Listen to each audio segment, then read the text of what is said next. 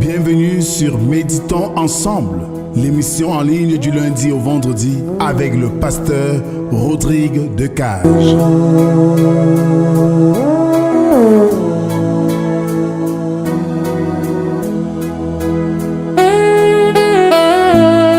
Chaque jour, nous prenons quelques moments pour nous recentrer, nous apaiser et nous connecter avec l'essence de la foi et de la paix intérieure. À travers des méditations guidées, des réflexions et des prières, nous vous invitons à trouver un espace de calme et de renouvellement spirituel dans votre journée.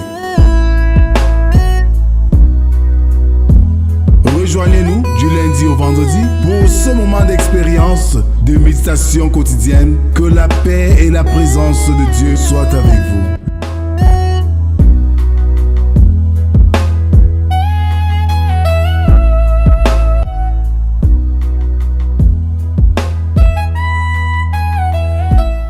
Bonjour papa. Bonjour Brel, bonjour à tous nos auditeurs. Nous sommes aujourd'hui le jeudi 9 octobre 2025. Dietrich Bonhoeffer disait « Le pardon est le seul moyen de briser le cercle vicieux de la vengeance. » Alors bien-aimés, ouvrons nos cantiques Alléluia du culte d'enfants, numéro 79. Qui n'a pas vu le Christ? Qui n'a pas vu le Christ souffrir et mourir pour nous? Qui n'a pas vu le héros ressusciter des morts? Du jardin de Gethsémane, des gens délancés, des épées. Le Seigneur est arrêté comme un rebelle et jugé. Qui n'a pas vu le Christ souffrir et mourir pour nous? Qui n'a pas vu le héros ressusciter des morts? Adorons le Seigneur ce matin avec le psaume 39, les 5 premières strophes.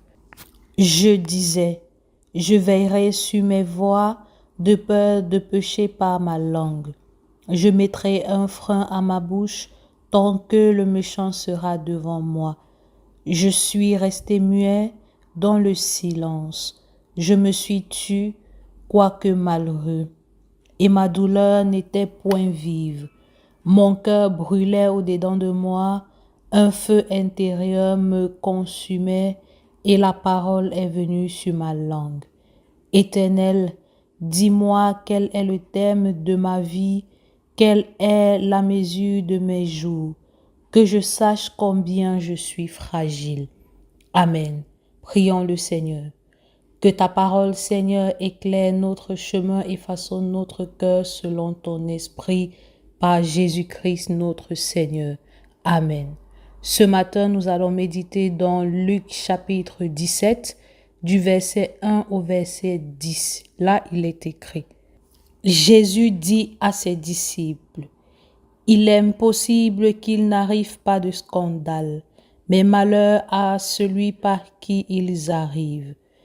Il vaudrait mieux pour lui qu'on mette à son cou une pierre de moulin et qu'on le jette dans la mer, que s'il scandalisait un de ses petits. Prenez garde à vous-même. Si ton frère a péché, reprends-le, et s'il se répand, pardonne-lui.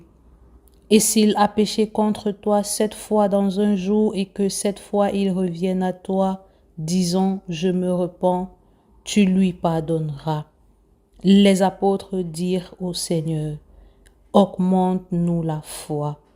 Et le Seigneur dit, si vous aviez de la foi comme un grain de sénévé, vous diriez à ces sycomores, déracine-toi et plante-toi dans la mer, et il vous obéirait. Qui de vous, ayant un serviteur qui laboure ou paie les troupeaux, lui dirait, quand il revient des champs, approche vite et mets-toi à table? Ne lui dira-t-il pas au contraire, prépare-moi à souper, Ceins-toi et serre-moi jusqu'à ce que j'aie mangé et bu. Après cela, toi, tu mangeras et boiras. Doit-il de la reconnaissance à ce serviteur parce qu'il a fait ce qui lui était ordonné? Vous de même, quand vous avez fait tout ce qui vous a été ordonné, dites, nous sommes des serviteurs inutiles, nous avons fait ce que nous devrions faire. Amen.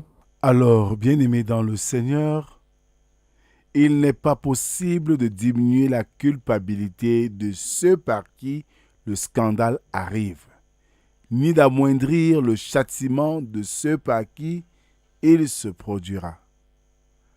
La foi dans le pardon miséricordieux divin nous permettra de survoler les plus grandes difficultés qui pourraient survenir pour pardonner une faute à notre frère. Comme avec Dieu, rien n'est impossible, toutes choses sont donc possibles à celui qui croit. Notre Seigneur montra à ses disciples leur besoin de garder une grande humilité. Le Seigneur a en quelque sorte un droit de propriété sur chaque créature, comme aucun homme ne peut l'avoir envers l'un de ses semblables. Dieu n'a aucune dette envers ses créatures et ces dernières ne sont aucunement en droit d'exiger de lui quoi que ce soit.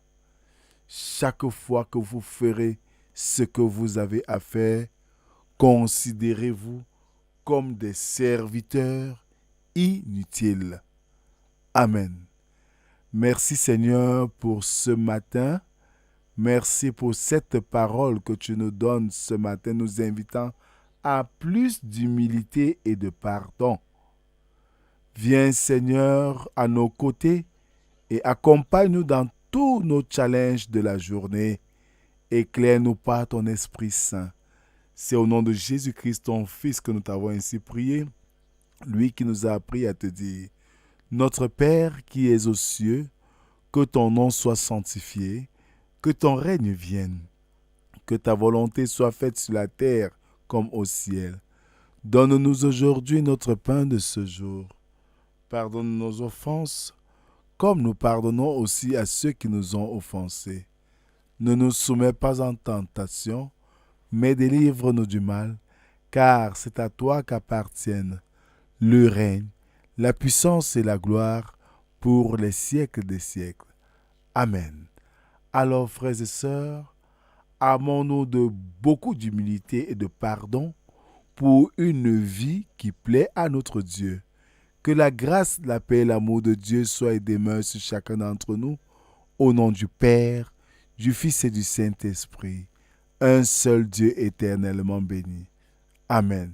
Shalom à tous. Shalom Brel. Bonne journée à tous.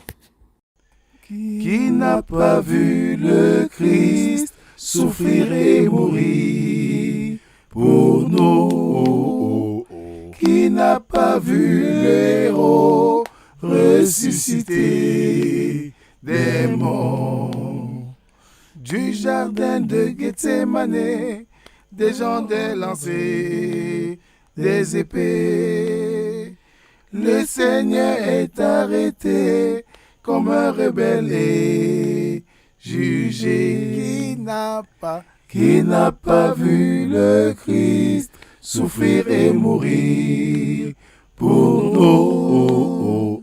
Qui n'a pas vu le héros ressusciter des morts?